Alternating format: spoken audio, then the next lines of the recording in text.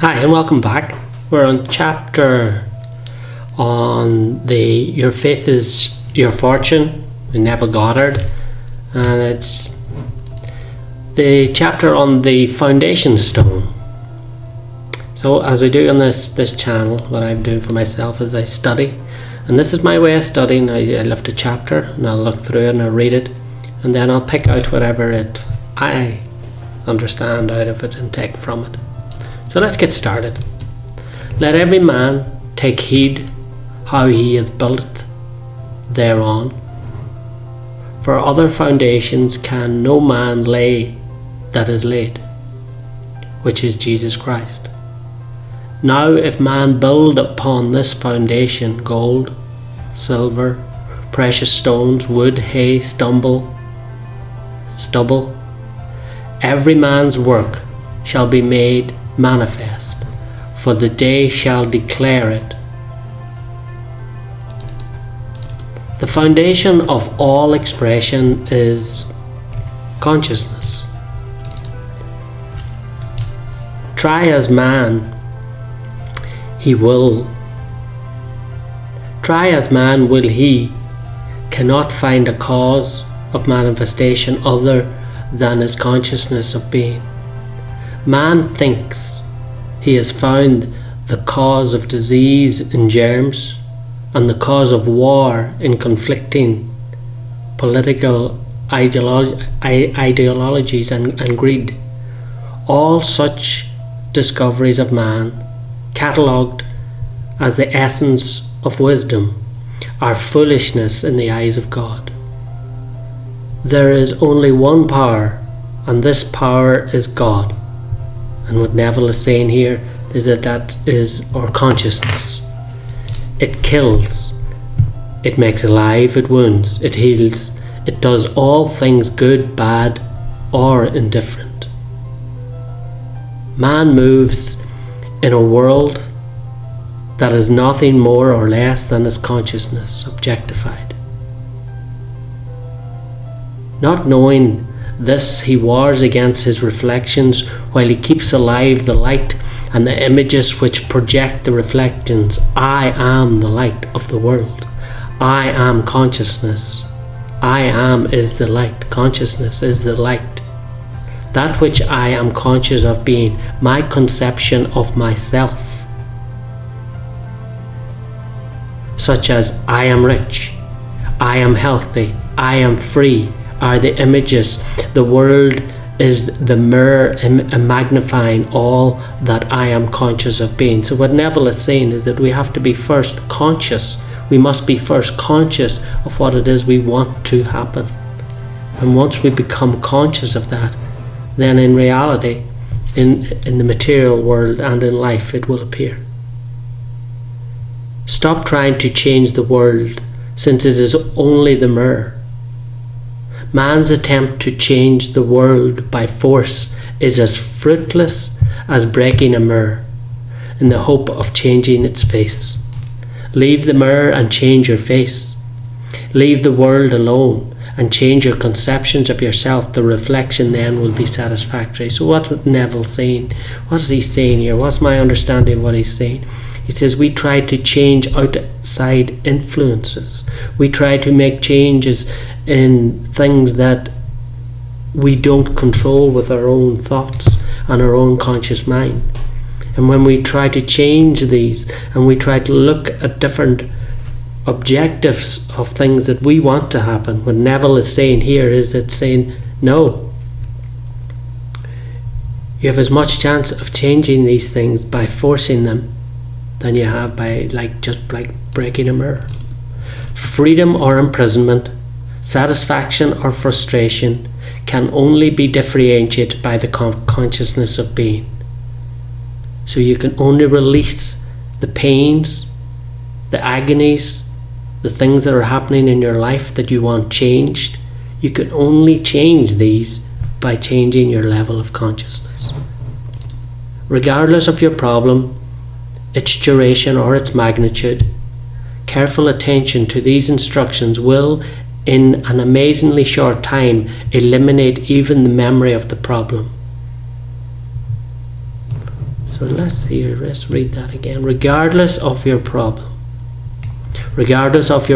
whatever your problem is in life, its duration or its magnitude, the level of the problem, careful attention to these instructions so that if you change how you feel about it and how you think about it in your conscious mind, will amazingly eliminate that feeling in a very short time.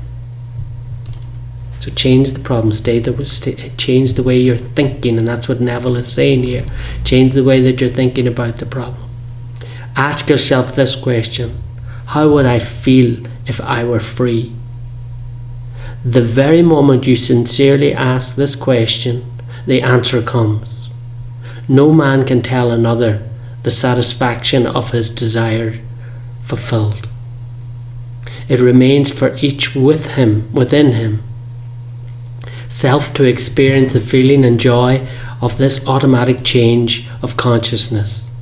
The feeling or thrill that comes to one in response to a self-questioning is the father state of consciousness, or the foundation stone upon which consciousness change is built. Just how this feeling will embody itself, nobody knows. But it will. The Father, which is your consciousness, has always that no man knows. It is the unalterable law. So the level of consciousness, a lot of the times we try to force an answer into things, but what Neville is saying here is that the level of consciousness is unalterable. And you create the level of consciousness and let the Father decide, which is your superconsciousness, and decide that will become the foundation stone upon which the conscious change is built. So then it's the rock.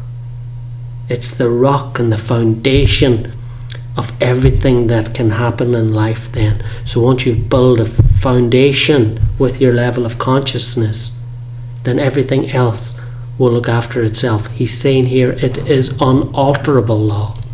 It can't be changed.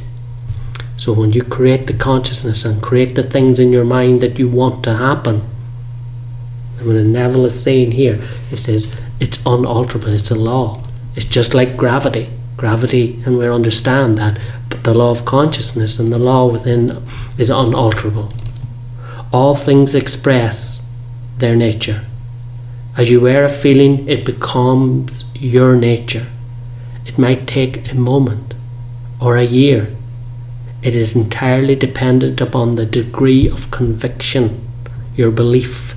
It is entirely dependent on the degree of conviction. As doubts vanish and you will feel, I am this, you begin to develop the fruit of the nature of the thing you are feeling yourself to be.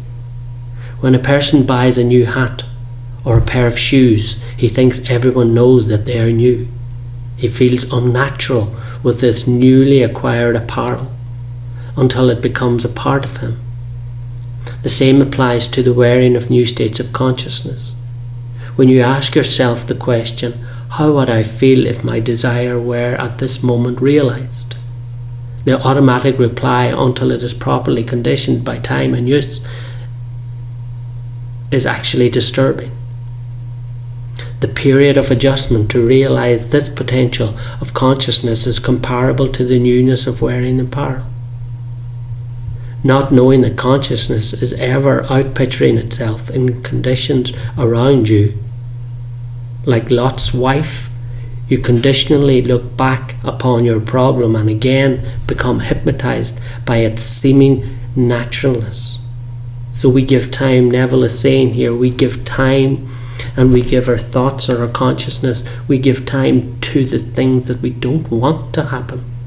We give time to the things, and once we're given more time and more level of consciousness to an actual thing, then that outcome is going to happen. So we should reflect on that and think about, as he's saying, like it's just like buying a new pair of shoes. Everybody thinks that you're looking at and you've got a new pair of shoes on you, And it takes you time to become accustomed into the way the new shoes feel, and your feet get accustomed to that. And your conscious mind is the same.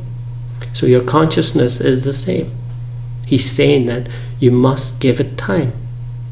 And once you give that level of consciousness and the thing that you're thinking about all the time, when you keep thinking that thought and you keep thinking the happy, I am happy, I am prosperity, I am prosperity, I am wealthy, I am healthy. When you give that over and over and over again and give it time for your mind to be accustomed to that, then it'll happen for you.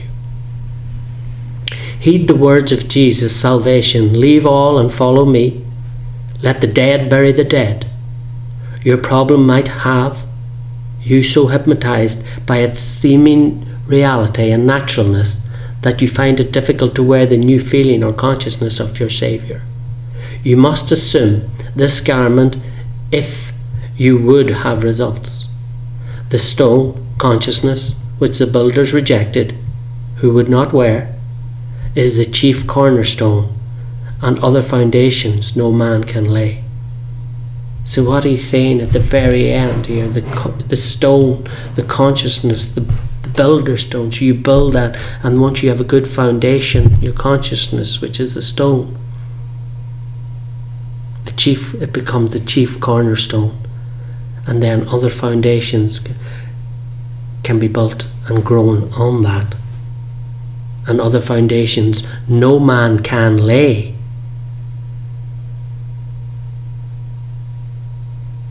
Another man can't lay your foundations. When it's your level, if you use the stone of consciousness, which other builders or that reject, you create your own environment. You create your own ideas. You create your own happiness. You create it from within. And once you create it from within, I can't make somebody else happy. I can point them in the right direction to help them make them happy. I can point them in the right direction of things they can do to make them feel happy. And this is what Neville is saying. And this is why this study is so powerful. When I just take a chapter and you really break it down. So I look forward to any comments that you have.